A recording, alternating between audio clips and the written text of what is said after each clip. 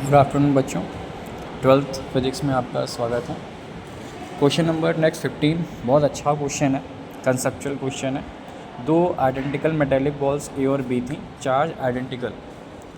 तो हमारे पास में दो हमने क्यू और क्यू चार्ज की दो मेटेलिक बॉल ले ली हैं और इन दोनों को हमने पास में रखा हुआ है और ये दोनों एक दूसरे को रिपल कर रही हैं और उसके बीच का फोर्स भी हमको दे रखा है, 2 × 10⁻⁻5 न्यूटन का फोर्स दे रखा है।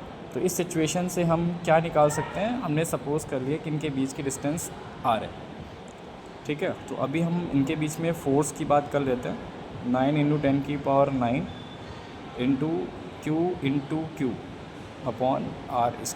तो फोर्स हमको दे रखा है 2 × 10⁻⁵, 9 × 10⁹ Q² अपॉन r²। अब हमको Q भी नहीं पता है और अभी R भी नहीं पता है, तो हम ऐसा करते हैं कि Q² अपॉन r² की कोई वैल्यू हम निकाल लेते हैं। तो ये आ जाएगा 2 × 10⁻⁵ अपॉन 9 × 10⁹। अब इसको सॉल्व भी नहीं करेंगे, हम इसको यहीं पे इक्वेशन 1 बना के छोड़ देता है। तो यहाँ तक की तो कॉन्सेप्ट हमारा हो गया कि अभी तक हमारे पास में क्या फोर्स था और क्या डिस्टेंस थी, उसके अकॉर्डिंग हमने कर लिया। अब कह रहे हैं कि यहाँ से कॉन्सेप्ट स्टार्ट होता है कि एक थर्ड आइडेंटिकल अनचार्ज बॉल, मतलब एक तीसरी हमारे पास में क्यू जो थी, मतलब अनचार्ज है हमारे पास में, इस पर कोई चार्ज नहीं है, अनचार्ज बोला, तो हमारे पास पे कोई अभी चार्ज नहीं है, ठीक है। अभी इस पर चार्ज हम मान लेते हैं वो ज़ीरो है, ठीक। तो कोई चार्ज नहीं है, ये हमारी सी बॉल थी, इसको इसके साथ में टच कराएंगे और जब इस पर टच कराएंगे तो टच कराने का कॉन्सेप्ट क्या होता है बच्चों, कि दोनों को चार्ज को ऐड करके 2 से डिवाइड कर देता है।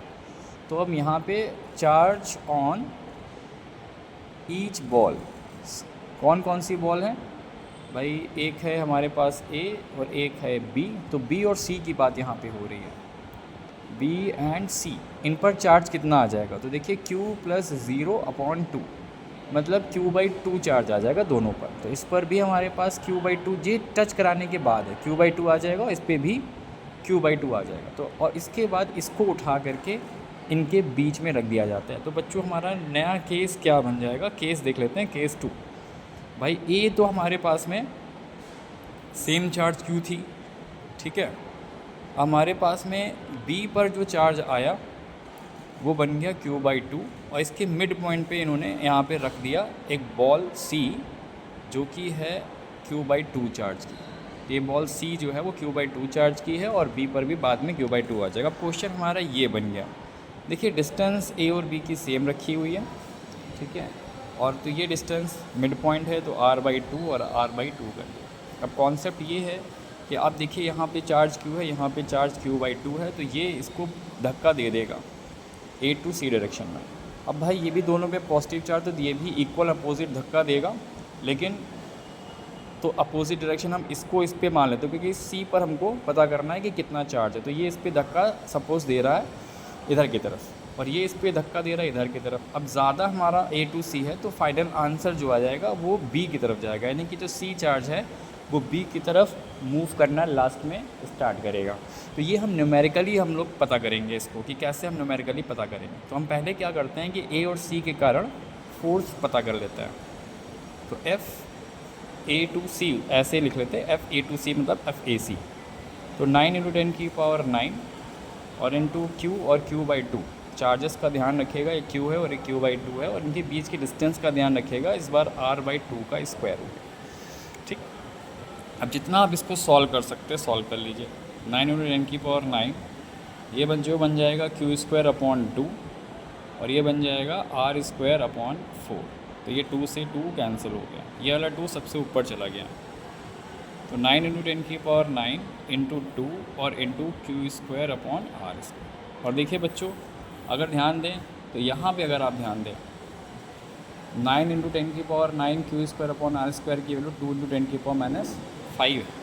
तो ये पूरी वैल्यू 9 × 10⁹ Q² अपॉन r² की वैल्यू हम लोग 2 × 10⁻5 यूज़ कर सकते हैं। और एक 2 और है, यानी कि ओवरऑल फोर्स 4 × 10⁻5 न्यूटन का आ गया, FAC आ गया।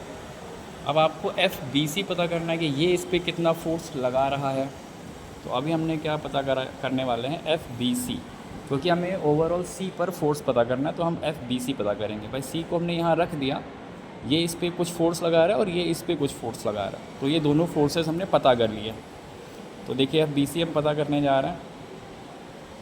तो इस पर बच्चों चार्ज Q/2 है, इस पर भी चार्ज Q/2 है, तो Q²/4 मल्टीप्लाई करने पे चार्ज आ जाएगा, और बीच की दूरी R/2 है, इसका स्क्वायर आ जाएगा। तो ये चार तो कैंसिल हो जाएगा, तो इसका तो आंसर 9×9 Q²/R²।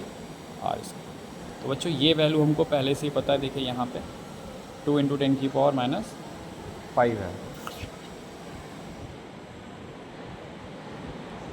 2 × 10⁻⁵ है।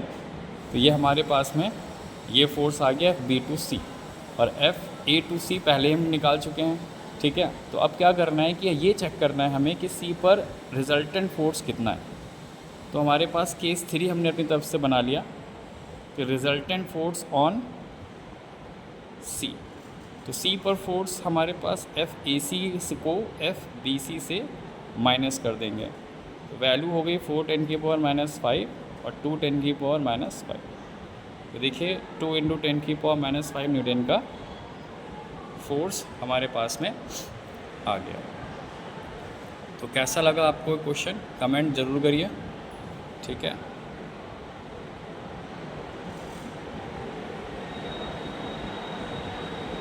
ये मेरे चैनल का नाम है। वीडियो अच्छी लगे तो सब्सक्राइब ज़रूर करिए। तब तक के लिए गुड बाय बच्चों, टेक केयर।